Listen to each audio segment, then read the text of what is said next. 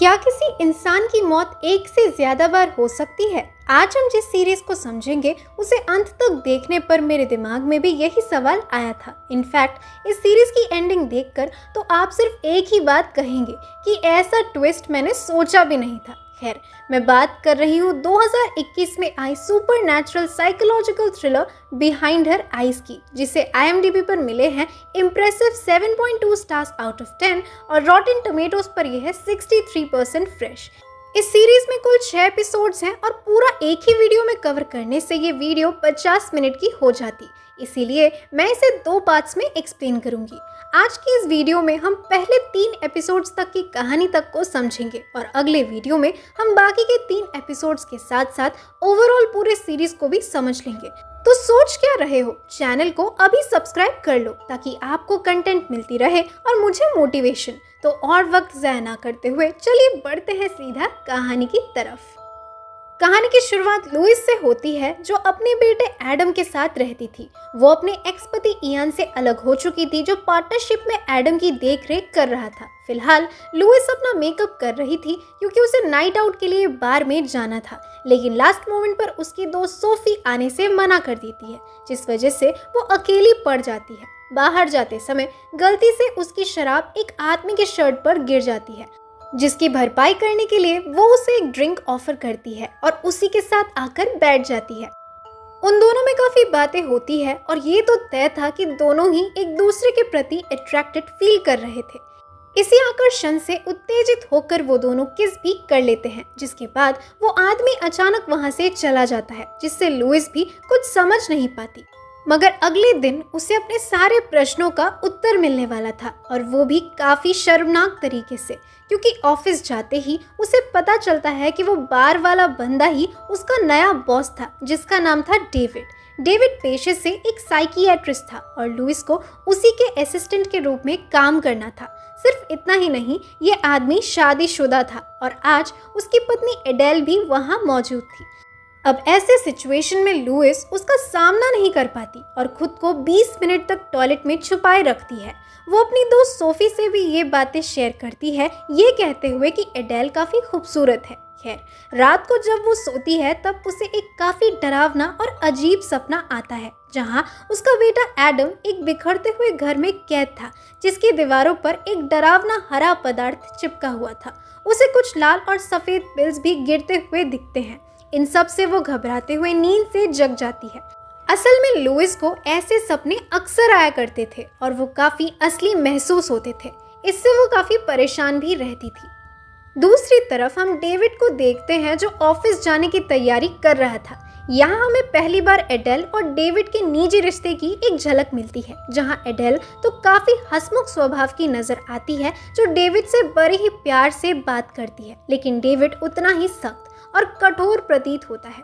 वो एडेल को किसी तरह की दवाई भी लेने को कहता है और एडेल की कबर्ड्स भी काफ़ी सारी दवाइयों से भरी हुई दिखती है। खैर, डेविड एडेल को 11:30 बजे कॉल करने का वादा करके चला जाता है, लेकिन यहाँ साफ था कि ये कॉल एडेल का हालचाल पूछने के लिए नहीं, बल्कि उस पर नज़र रखने के लिए किया जाने वाला था। दूसरी तरफ लुइस भी अपने बेटे को स्कूल छोड़कर अपने काम पर जाती है, जहां उसके कपड़ों पर केचप गिर जाता है, जिससे साफ करते करते उसे डेविड मिल जाता है, जो उसे देखकर काफ़ी हैरान था। वो उसे सब कुछ समझाती है और कहती है कि उनके बीच जो भी कुछ हुआ वो उसे भूल जाए और किसी को भी ना बताए। ये बात तो क्लियर थी कि लुइस को उनके करीब आने वाली बात से ज़्यादा फर्क नहीं पड़ रहा था, लेकिन डेविड थोड़ा बेचैन, पछताता हुआ और अनकंफर्टेबल लग रहा था। लेकिन फिर दोनों में चीज़ें सरल हो जाती है और वो बातें करने लगते हैं।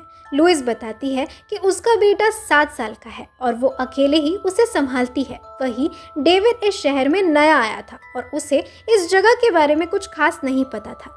लुइस कहती है कि वो उसकी लोकल गाइड बनेगी। वहीं हमें ये भी पता चलता है कि डेविड की स्पेशलिटी थी एडिक्शंस के साथ डील करना। वैसे ये दोनों अब भी फ्लर्ट ही कर रहे थे और ये समझना इतना कठिन नहीं था कि बातें कहाँ तक जा रही थी। खैर, रात को डेविड और एडेल के साथ और भी कई सारे साइकोलॉजिस्ट डिनर कर रहे थे, जहाँ बातों बातों में एडेल ये कहती है कि वो इस शहर पर इसीलिए आए थे क्योंकि डेविड को यहाँ एक बड़ा मौका मिला था। इस बात से डेविड थोड़ा अनकंफर्टेबल महसूस करता है। घर वापस आकर एडेल डेविड के साथ इंटीमेट होने लगती है, जहां दोनों ही काफी ऑकवर्ड थे और डेविड के तो कोई इमोशंस ही नहीं थे, यानी इन दोनों के बीच कुछ तो झोल चल रहा था। वैसे इन सब के बीच एडेल डेविड को कहती है कि ये आखिरी बार है और डेविड कहता है कि उससे ये और नहीं हो पाएगा।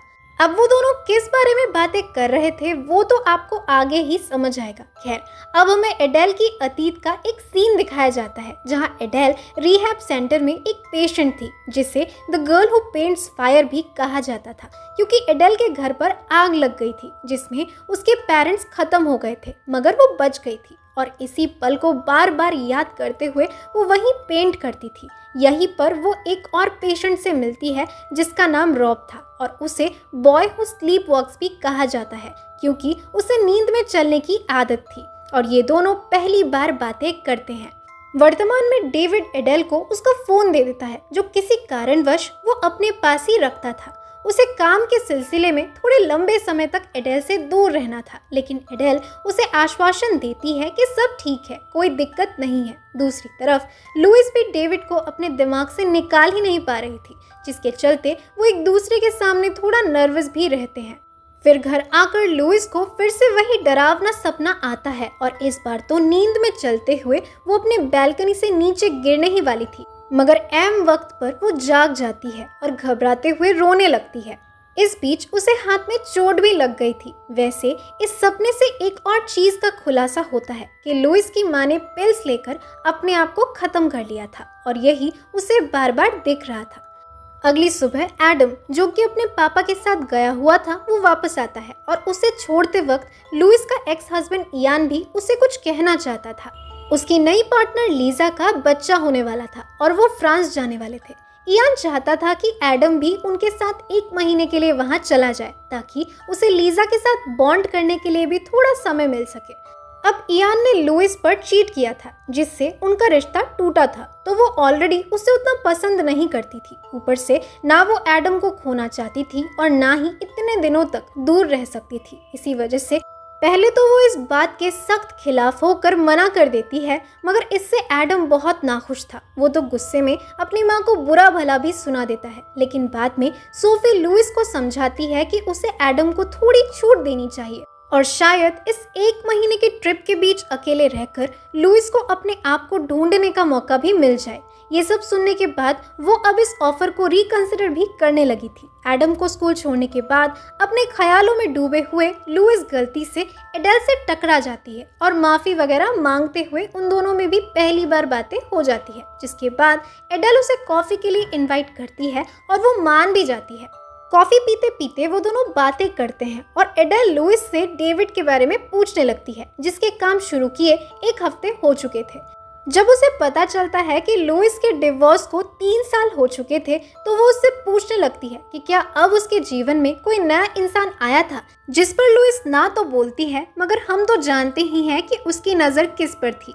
जब एडेल को उसके हाथों में चोट का निशान दिखता है, तो वो उसे अपने सपनों के बारे में भी बता देती है, जिस पर एडेल को काफ़ी दिलचस्पी थी, क्योंकि अतीत में उसने रॉब से भी यही चीज़ें सुनी थी। इनकी बातों के बीच ही एडेल को डेविड का कॉल आ जाता है, जो उस पर चेक कर रहा था, और एडेल उसे झूठ बोल देती है कि वो अकेली है। वो लुइस से भी विनती करती है कि वो उनकी दोस्ती को एक राज ही रखे, और इससे लुइस को ये लगने लगता है कि डेविड उस पर काफ़ी नज़र रखता है। खैर, वो दोनों एक दूसरे को अलविदा कहते हैं और जाने से पहले वो नंबर्स भी एक्सचेंज कर लेते हैं। जिस प्रकार एडेल उसकी दोस्त बनने के लिए इतना उत्सुक थी, उससे साफ पता चल रहा था कि वो काफ़ी अकेली थी। खैर, घर पहुंचकर एडेल पेंटिंग करने लगती है और बीच में चाय के साथ लेने वाले दवाई को सिंक में फेंक देती है, यानी वो दवाइयाँ नहीं ले रही थी। यहाँ हमें फिर से एक फ्लैशबैक दिखता है, जहाँ सेंटर में एडेल और रॉब काफ़ी घुल मिल चुके थे। उनकी बातों के बीच उसे डेविड का कॉल आता है, जो उस पर चेक कर रहा था, और रॉब दूर से उन्हें सुनता है। डेविड को रॉब पर थोड़ा सा शक था कि वो ठीक ठाक आदमी है भी या नहीं, और इसीलिए एडेल उससे रॉब को मिलवाना चाहती थी, ताकि डेविड और रॉब भी आपस में दोस्त बन जाए। प्रेजेंट में डेविड एडेल को घर के नंबर पर कॉल करता है, ये चेक करने के लिए कि क्या वो घर पर थी या नहीं, और फिर उसे बताता है कि उसे आने में देर होगी क्योंकि उसे कुछ ज्यादा ही काम आ गया है। इस बात से एडेल काफी नाखुश थी और गुस्से में वो दीवार पर एक जंगल के बीचों बीच की पेंटिंग बना डालती है। इस जंगल की असल झलक भी हमें मिलती है जहाँ एक कुआं था जिसके नीचे एक घड़ी पड़ी हुई थी। असल में ये घड़ी डेविड की थी, जिसे डेविड के कहने पर एडेल फैसिलिटी में रहते वक्त पहना करती थी। खैर, डेविड के वापस आने के बाद जब वो उस पेंटिंग को देखता है तब वो काफी अनकंफर्टेबल हो जाता है और एडेल से पूछने लगता है कि उसने इसे क्यों बनाया।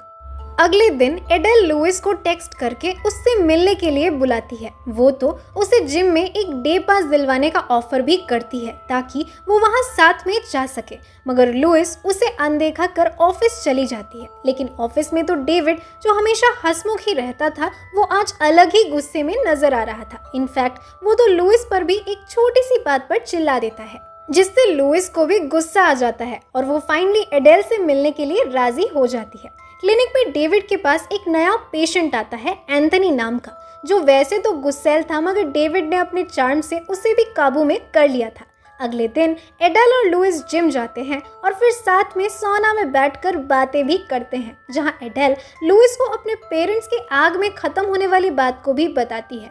अब वो काफी ज्यादा बॉन्ड करने लगे थे और एडेल लुइस को अपने घर पर ले आती है, जो वाकई काफी आलीशान था। यहाँ एडेल उसे एक किताब भी देती है जो उसे उसके बुरे सपनों से बचा सकती थी। एडेल को खुद भी बुरे सपने आते थे, लेकिन इसे पढ़कर वो अपने सपनों पर काबू पा सकती थी, यानी टेक्निकल शब्दों में जिसे ल्यूसिड ड्रीमिंग कहते हैं। घर वापस आकर लुइस एडम को तैयार कराती है और उसके पिता के साथ भेजने से पहले उसे हक करती है। अब लुइस 1 महीने तक घर पर अकेले ही रहने वाली थी, तो वो वही किताब निकाल लेती है जो एडेल ने उसे दी थी। ये थी असल में रॉब की ड्रीम जर्नल, जिसमें वो अपने इमोशंस के साथ साथ अपने सपनों के अनुभवों को भी लिखा करता था। वो याद है ना, कैसे उसे भी बुरे सपने आते थे और वो नींद में चलता था। लुइस इसे पढ़ने लगती है, जिसके मुताबिक एडेल रॉब की काफी खास दोस्त बन चुकी थी और उसके लिए वो कुछ भी करने को तैयार था।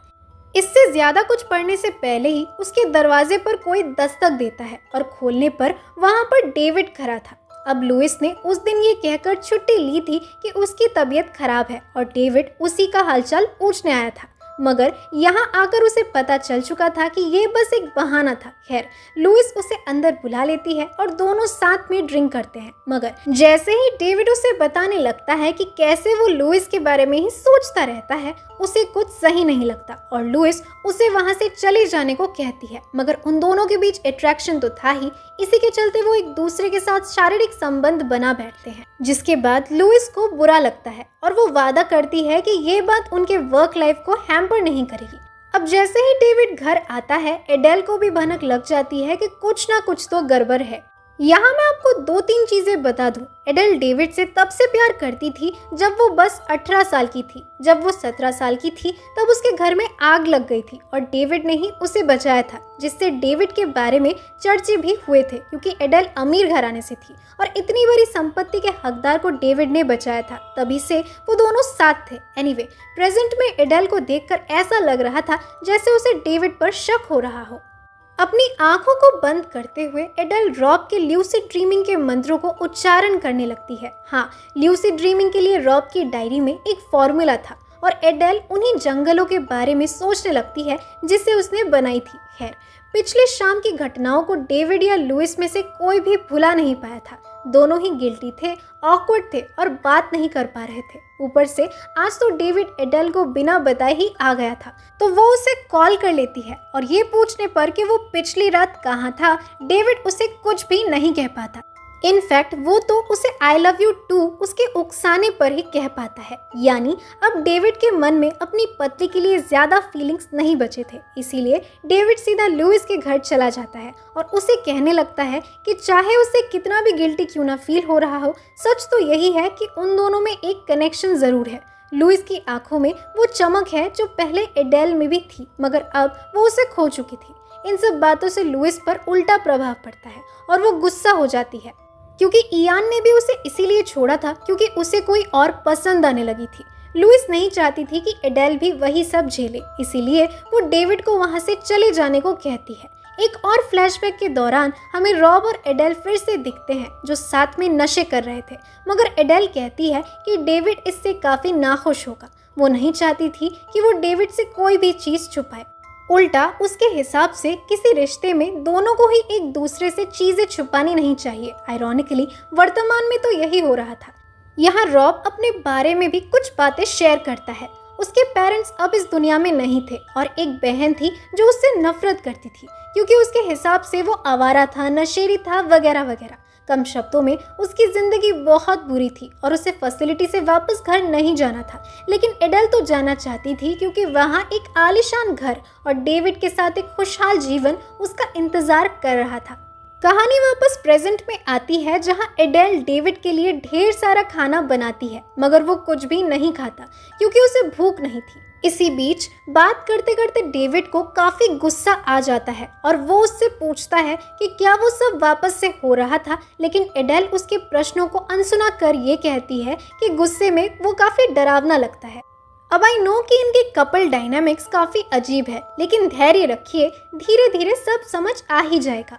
अब डेविड के ऑफिस जाने के बाद एडेल भी अपने पेचीदे साइड को दिखाने लग जाती है। एक तरफ वो लुइस को टेक्स्ट करके मिलने के लिए बुलाती है और दूसरी तरफ वो डेविड के कॉल्स को इग्नोर करती है, जिससे डेविड थोड़ा परेशान हो जाता है। इसके बाद वो खुद उसके ऑफिस कॉल करती है और डेविड से कुछ अजीब चीजें कहने लगती है, जिसे लुइस भी दूसरे फोन से सुन लेती है, मगर इसका कोई मतलब नहीं निकाल पाती। अब उत्सुक होकर एडेल को टेक्स्ट बैक करते हुए उससे मिलने के लिए वो मान जाती है। अब वहाँ एडेल बेचारी बनकर कहने लगती है कि कैसे डेविड अब उससे दूर दूर रहने लगा है, बात तक नहीं करता इत्यादि। और ये सब सुनकर तो लुइस और भी ज्यादा गिल्ट में डूबने लगती है। खुशकिस्मती से ये सब बातें छोड़कर उससे उसके सपनों के बारे में वो पूछ लेती है, जिस पर लुइस बताती है कि वो अब तक ल्यूसिड ड्रीमिंग कर तो नहीं पाई थी, मगर कोशिश जारी थी।